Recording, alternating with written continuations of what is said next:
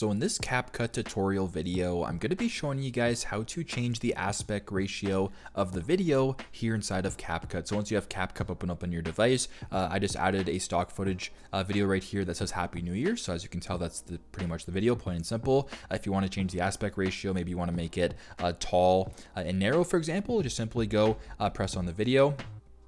A whole bunch of different options here you can select from. I actually want you to press, actually not the video, just go to where it says ratio right here, press on ratio.